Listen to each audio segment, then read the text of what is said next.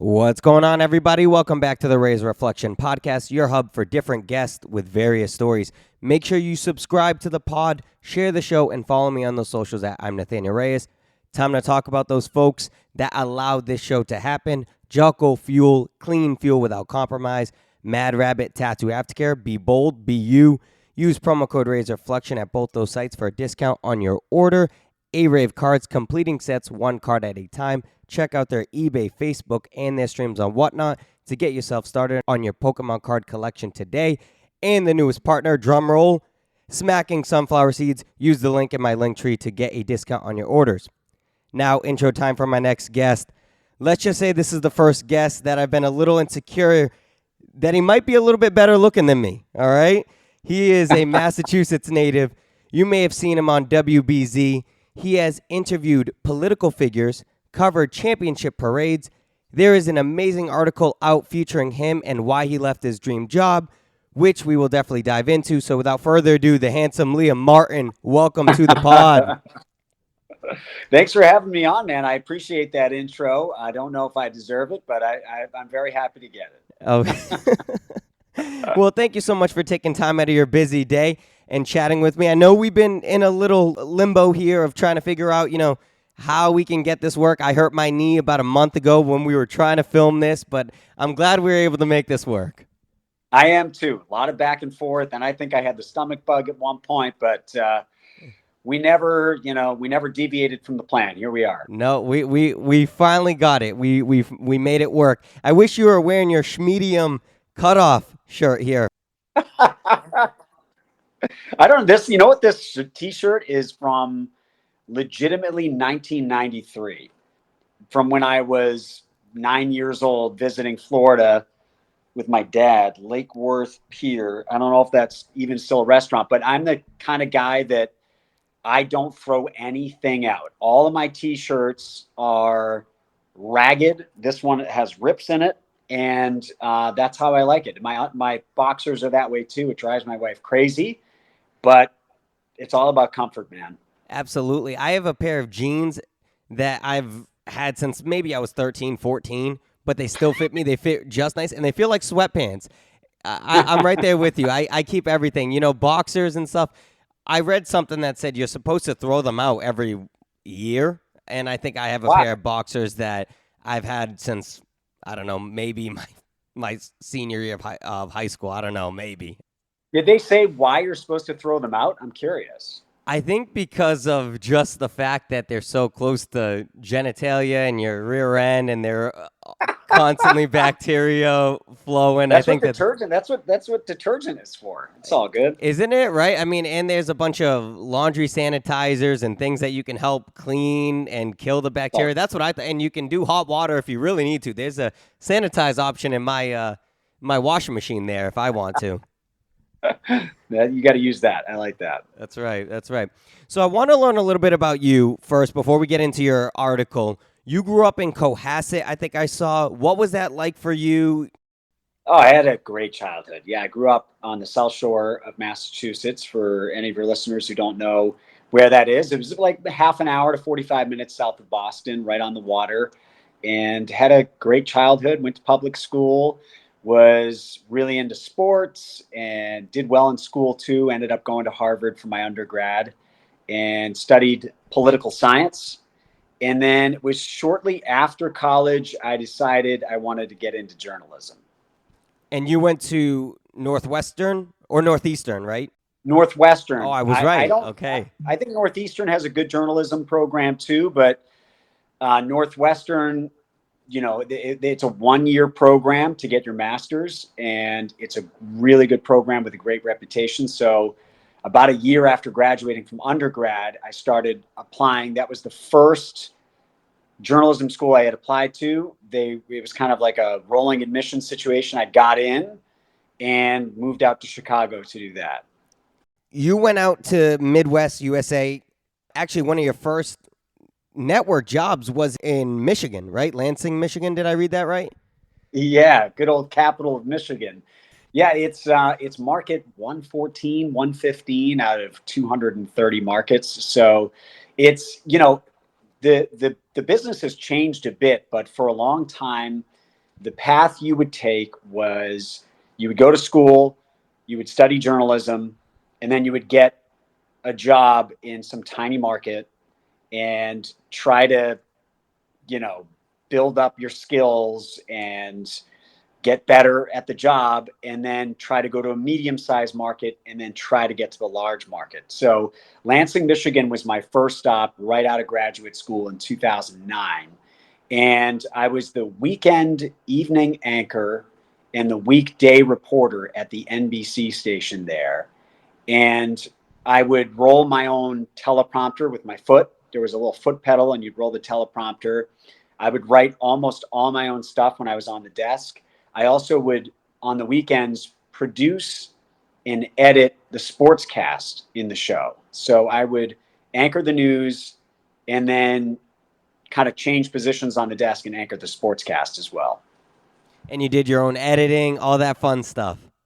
Yeah, I learned how to shoot and edit, which it was a great first job because it gave you a respect for what everyone in the workplace is doing. It gave you respect for what the videographer has to do and the shots that the videographer is trying to get. It gave you kind of an understanding of what the producers are doing, because I had on the weekends I had to produce the newscast, and then also, you know, the editors, the reporters, the managers. It gave me a taste of everything that was involved in the job.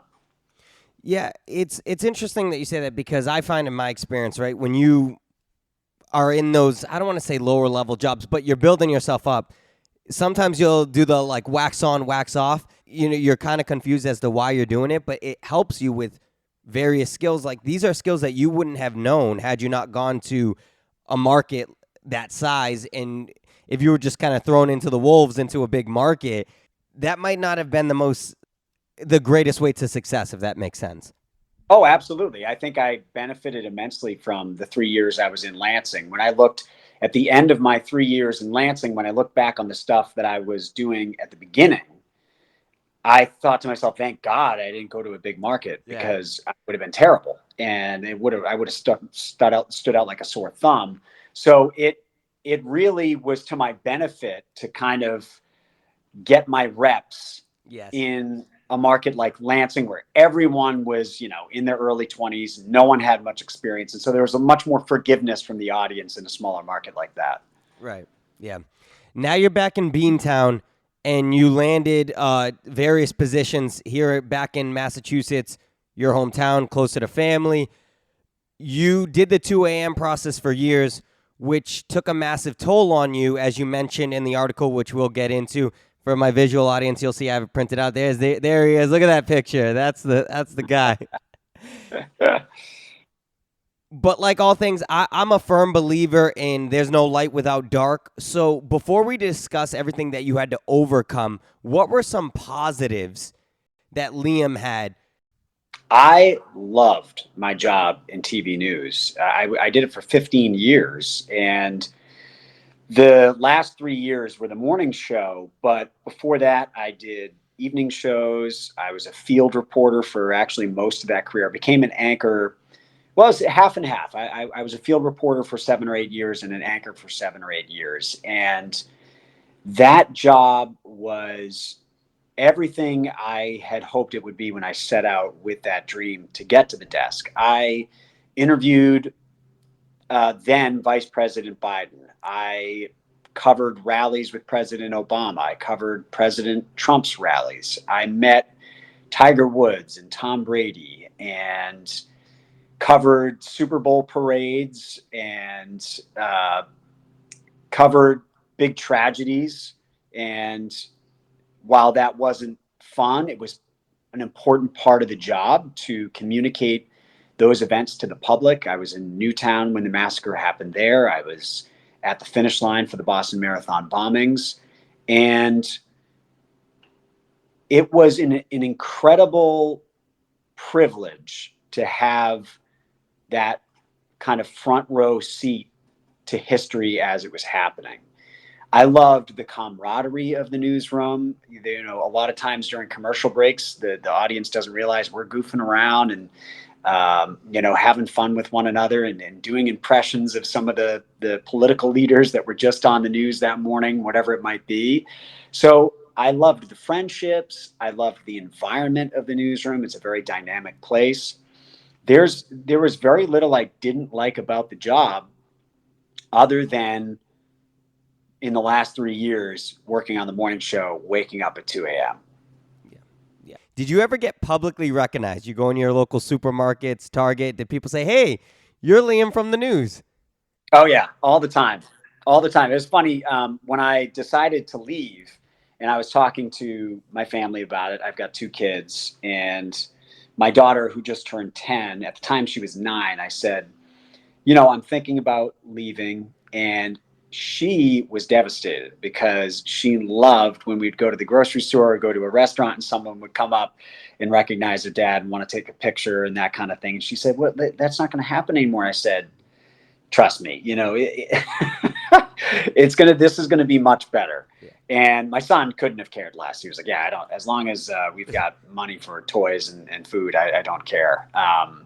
But yeah, there was a lot of that, of being recognized in public, and it's funny because it's it's still happening, and so my daughter sees that, and I think there's like a timeline where, give it 6 more months and people will stop recognizing me because it'll been too long since I've been on the news. Yeah. Yeah. All right, so I want to dive into this article that you had with Boston Magazine. Great article. You were very vulnerable. You opened up a lot. You shared a lot that's in your heart about why you felt like you had to leave this job, your dream job, as you just stated. So many things that you loved about it. You talked a lot about how, like, for men, it's hard for us to be vulnerable, share these emotions. You got to a point where where you broke down, that you had to share with your wife. There was no longer that you could hold it in. And it's interesting because I was actually at where I live. It's a complex where there's a pool, and I was actually talking to a couple of women that were talking about their husbands, their fiancés, their boyfriends, about how they all have that same thing. And I said to them, I said, innately for us men, we don't want to talk about our feelings. We don't want to talk about these emotions, and we do cry in private, or we do blow up in private. I've been there. We've all been there. I think it's innately in us because we're natural problem solvers, right? And we want to solve everybody else's problems before we focus on our own. I want to talk a little bit about it. So you talked about how for a while you noticed within yourself that you were just not who you were, like who you are anymore. You were unrecognizable. When did you get to that point, and what in your brain realized that you know what, this is not the life Liam wanted to live? It was a slow burn, is the way I would describe it. About a year into the morning schedule, and for anyone who doesn't know, the morning show on CBS in Boston is 4:30 to 7, and then you're on again 7:30, 8, 8:30, 9, and then if there's breaking news, come back on at that point. So I was up at 2 o'clock in the morning, and then you try to get in bed at 7:30, 8 o'clock at night once I had gotten the kids into their beds. And about a year in, I knew that I wasn't right. And it's an interesting thing because it took a while for me to even admit it to myself. I kind of had some cognitive dissonance going on, and I didn't want to leave my job. So I wasn't willing to sort of see the cause for a while. And then even when I did, I thought to myself, well, I can beat this. I can find a way through nutrition and sleep and exercise and supplements and meditation. And I tried everything known to man to make myself feel better. And at the end of the day, some of it would help at the margins, but I would just be exhausted and in a fog and didn't feel like myself. I'm a goofy guy. I'm a goofy dad. I like to roughhouse, and a year in, I didn't feel the energy to do that. There was no light in me anymore, and I had to come to terms with it. But if I'm being completely honest, it was another year before I really said, okay, this is untenable, and I have to make a change. And then it was another year after that before I actually took the jump and left the job that I loved. And some of it was pride, and some of it was really loving the job and not wanting to let go of it. It felt like this dream that I had achieved and worked so hard for, and how could I let this go? Some of it was financial uncertainty. I had gotten to a point in my career where I was making good money, and would we be able to afford the mortgage and all of the, stuff that comes with having two kids and all that if I went into something else.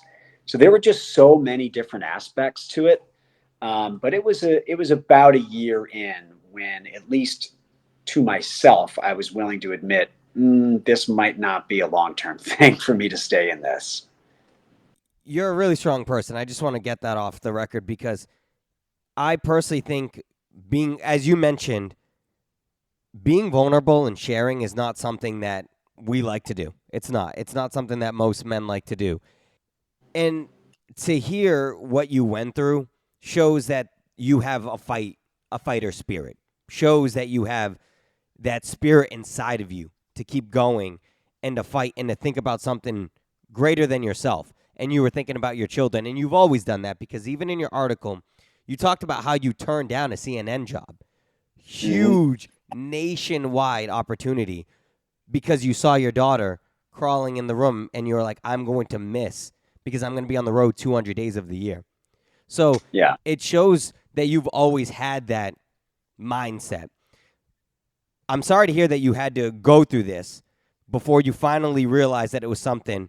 But in a way, how did it help you now with your own confidence, your own strength, your own belief in yourself? Yeah, that's an interesting question. It has changed my perspective on things pretty immensely. It's given me a lot more compassion for people who are struggling. I've the funny thing is that in retrospect, I realized I've suffered from obsessive compulsive disorder and depression my whole life, and just wasn't willing to reckon with it.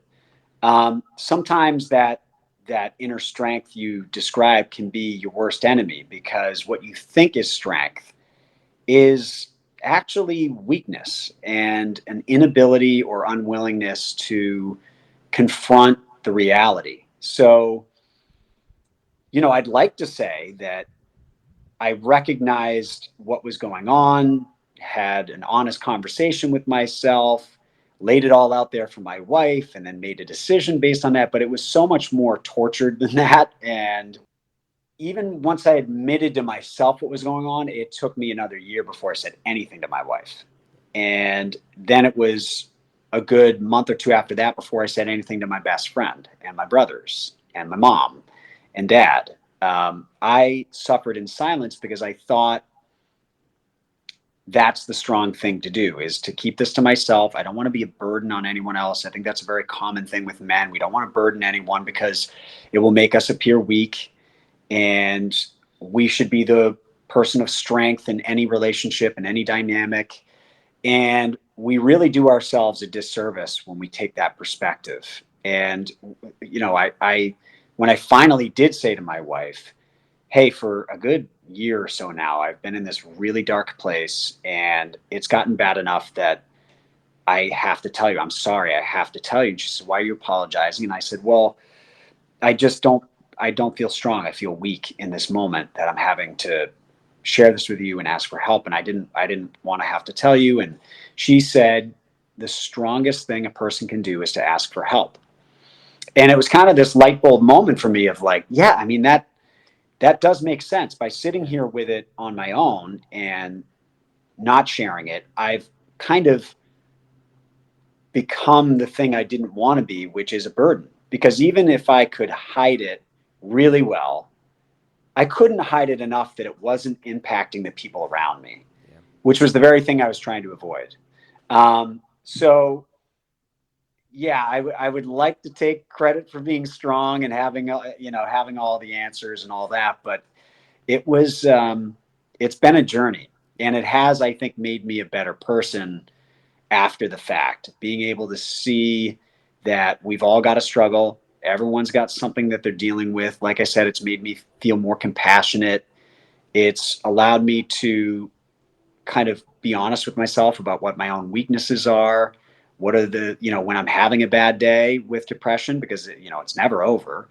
I'm much more aware of it and able to use the tools I've developed to handle it. So it's been an interesting process for sure. A little bit back into this article, in regards to being a father, you said we are expected to be more involved, more hands-on, more sensitive, and emotionally connected with our children, more vulnerable with our partners, more engaged with household chores, and that has meant men, too, are increasingly grappling with the serious question of a work-life balance, better put, a work-family balance. That family balance, what was that like for you? Yeah, so it's interesting because I was present more than most dads would because of the schedule, actually. It was an interesting contradiction where I would get out of work at 11:30 in the morning. And so I'd be home by noon. I would pick my kids up from school. I would take them to their after school stuff. I had a lot of time with them. I coached their soccer teams and my son's little league team. So I was there a lot. I would have dinner, I would help put them to bed, and then I would go off to bed myself. But I wasn't as emotionally there as I wanted to be. It was kind of like you're this person that's there. It's like your skin and bones are there, and you're present as a dad. But I couldn't be what I wanted to be as a dad. The lights are on, but nobody's home. Yeah, that's exactly how it felt. And I just felt like shit all the time. And I was foggy. My brain was foggy. And I still tried to be engaged and all that, but it was always like stepping over a hurdle and then I could be engaged. And so every day and in every moment, as a family member, you're stepping over that hurdle and that just becomes exhausting. So I was there, but I just wasn't there in the way I wanted to be. You opened up about mental health primarily with OCD or obsessive compulsive disorder, which you said you struggled with even as a youth. My understanding of it is that it's just people who are really neat. I'm sure that that's not what that disease is. Can you describe that and describe some of the hurdles that you had to overcome? It's so funny that you mentioned that because that is a very common misconception with OCD. So I will preface this response with the fact I'm not a psychologist. I'm not a trained psychologist, but that neatness, the need for neatness, that is OCPD, which is obsessive compulsive personality disorder. And that is someone, we all have someone in our lives who is OCPD. They want things to be color coordinated in the closet. They don't like if there's a mess on the table. They want things neat and in an order. It's not an overwhelmingly burdensome thing in their lives. It's much more, it's their preference. They don't like the food touching on their plate, that kind of thing. OCD is obsessive compulsive disorder. It is a much more debilitating disorder, and it is the people who will have to turn on and off the light switch a certain number of times or become obsessed with the idea that the stove is on and they check the stove 100 times in a day, or they'll drive to work and still become convinced that the stove is on. They drive all the way home and have to check the stove. Um, it it is tangentially related to eating disorders. It's an exercise of control over certain aspects of your life because you don't feel control in other ways. It comes under the umbrella of anxiety disorders. And for people who have severe OCD, it can be extremely debilitating. I was something in between a moderate case and a severe case. So as a child, I became obsessed with the idea that my parents would die and it would keep me awake at night, and I would have to come out and make sure they hadn't died on the couch while they were watching television. In my adult years, it became about light switches. I couldn't handle certain colors because I thought that they would bring bad things. I had to repeat certain phrases over and over in my head to make sure that loved ones in my lives wouldn't have something bad happen to them. There's a lot of checking involved, like you're checking a certain thing over and over, making sure that that thing is still there, or that that person is okay.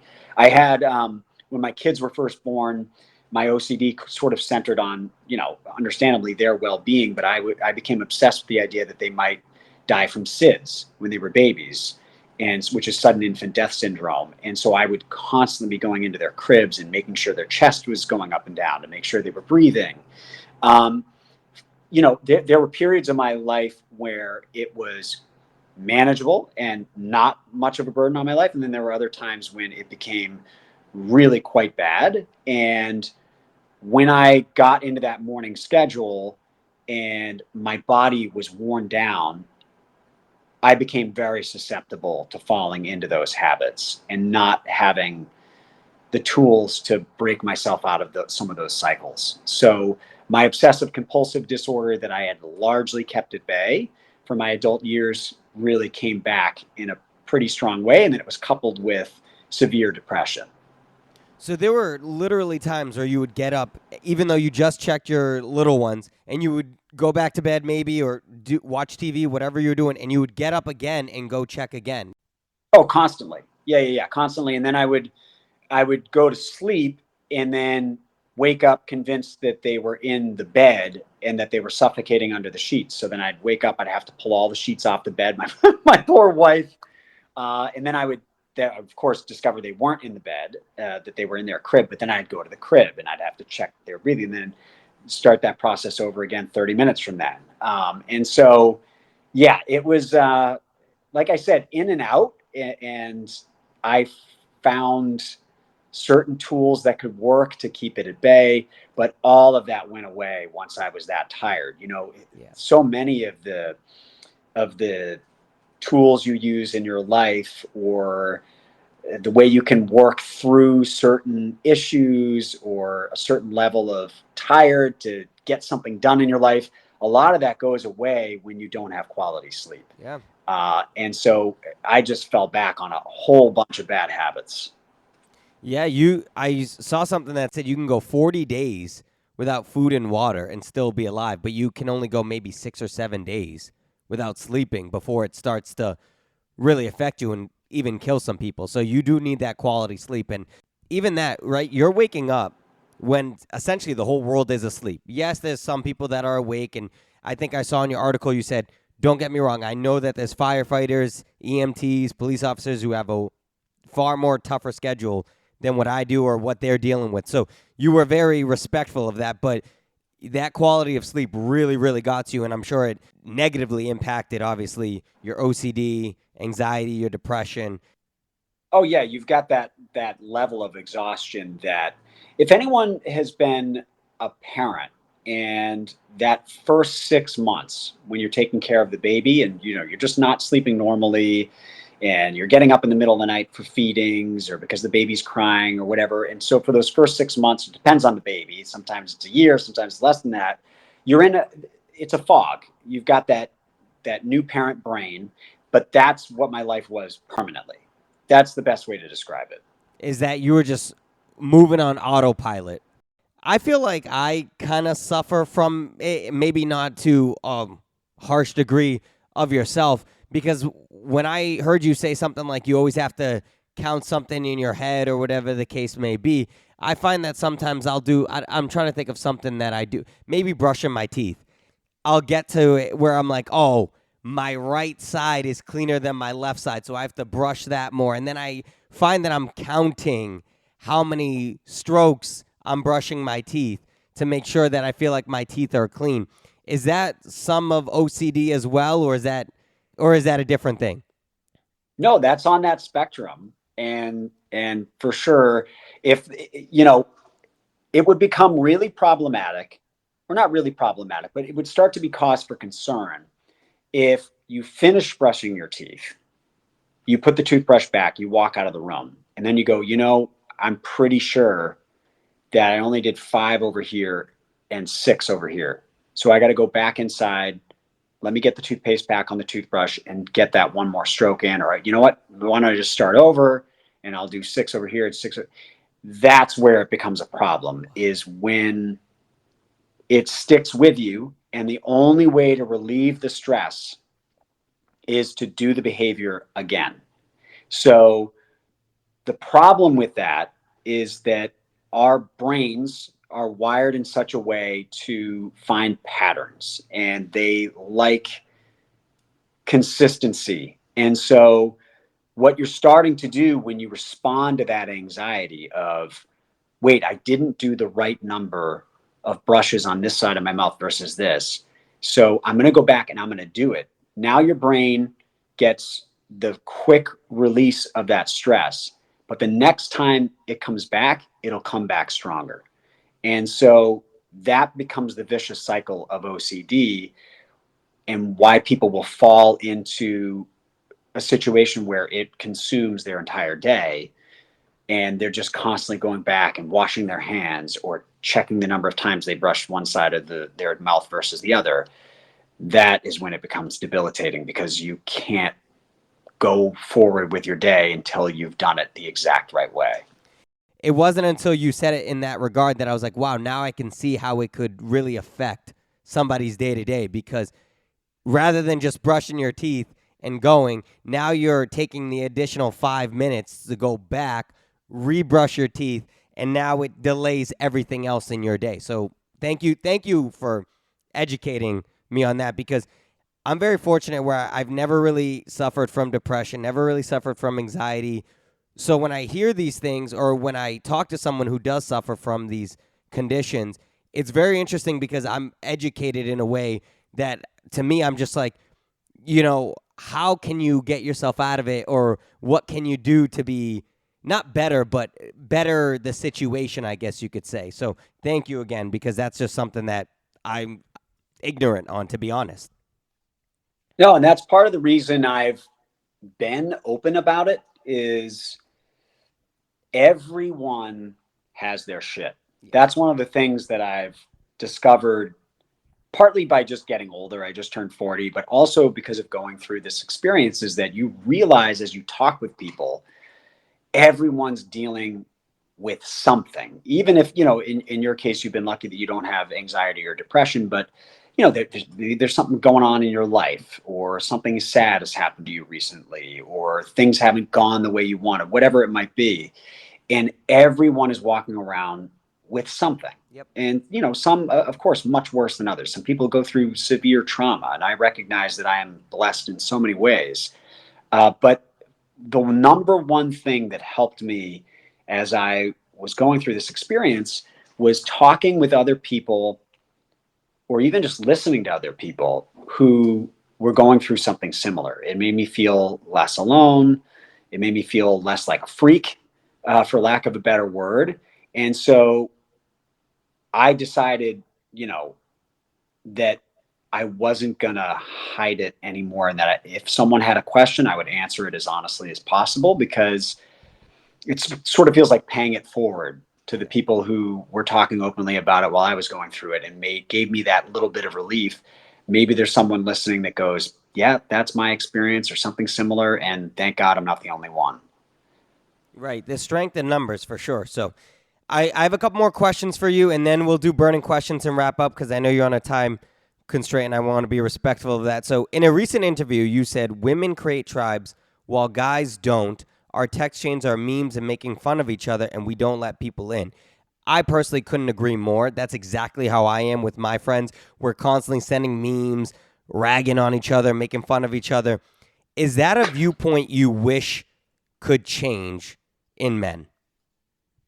So I think some of it is just kind of nature. It's kind of the way guys are. And Yeah. I love my text chains with my buddies, and it is constantly ragging on one another, and shitting on each other. And it's a wonderful thing that we share. I cherish it with my friends. But what I do wish we could do is mix in a bit more vulnerability on occasion. And it's funny because we all have this sense, and by we, I mean men, that if we do that, we're gonna be perceived as weak, or our buddies are gonna be like, what the hell's going on with him? And that is not the case at all. Once you do open up, and my best friend from the time from before I can remember, when I told him what was going on, he was shocked because I hadn't, you know, given any signal of that to anyone. And he was a little bummed that I hadn't come to him much sooner. And then he shared some stuff that he had been going through. And it was kind of this funny moment where we're like, wow, there are very few people in this world I know better than you. And I still couldn't share this thing with you. I didn't feel comfortable about it. So I do wish that we, and I think it's changing. I think men are becoming a little bit more vulnerable over time as these conversations take place. But I wish there were more of it. Yeah, I couldn't agree more because I say, even if you think about it, right? I've never been in war, but I've heard war stories from people. Why I bring that up is because I've talked to some people who have been in some wars, and they say, they go through a traumatic day.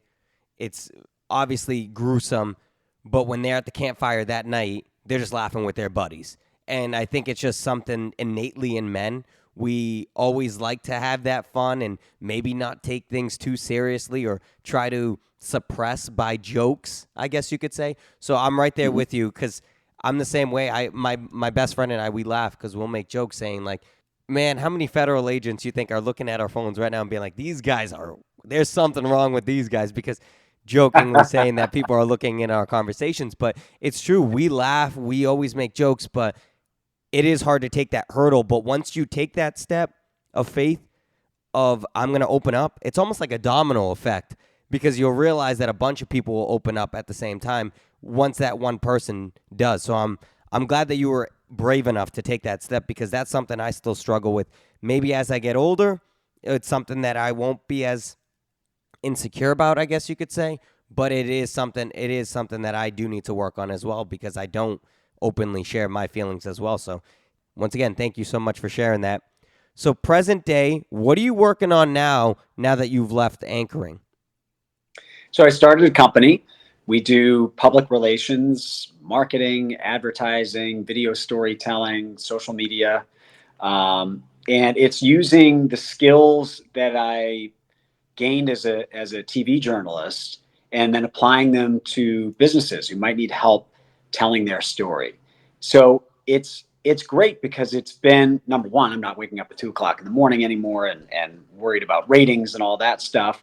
But it's I still get to be creative. I still get to tell stories. We're just doing it in a little bit of a different way.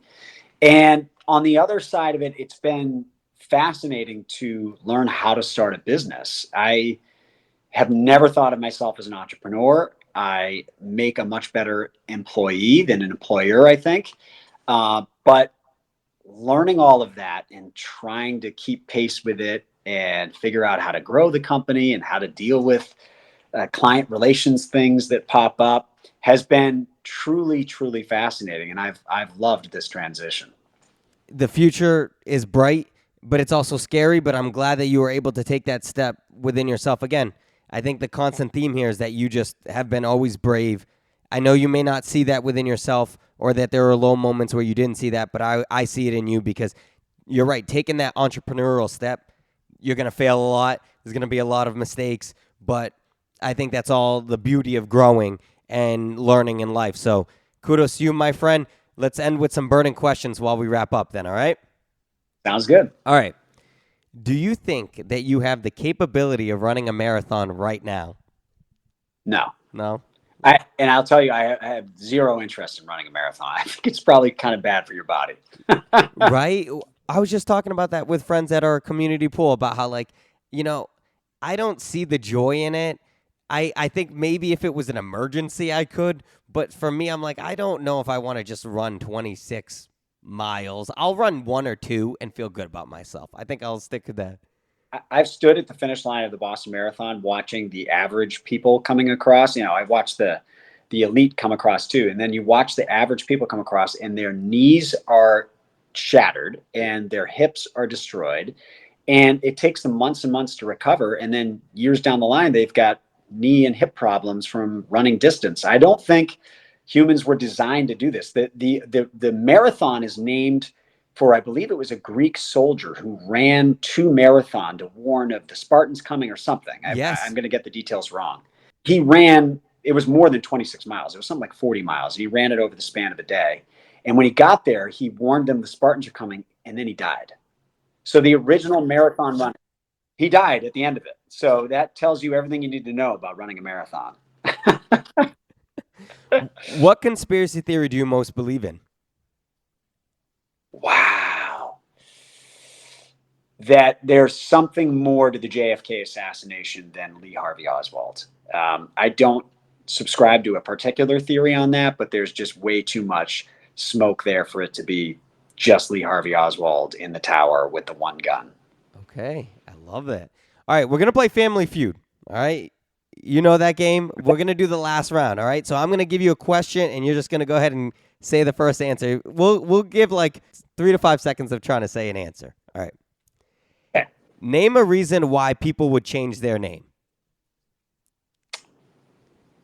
Transitioning. Gender transition. Okay. All right. Name something you'd put in your backyard if you wanted it to look like a desert. Cactus. I like that. Okay. Name something you'd hate to see an out of order sign on. Ooh. Bathroom. Okay. Love it. Next one. If men had a tail like dogs do, what might they see that would cause them to start wagging? Women. All right, and last one. Give me a word that rhymes with buckle. Knuckle. All right, awesome. All right, so let's see how you did. Ready?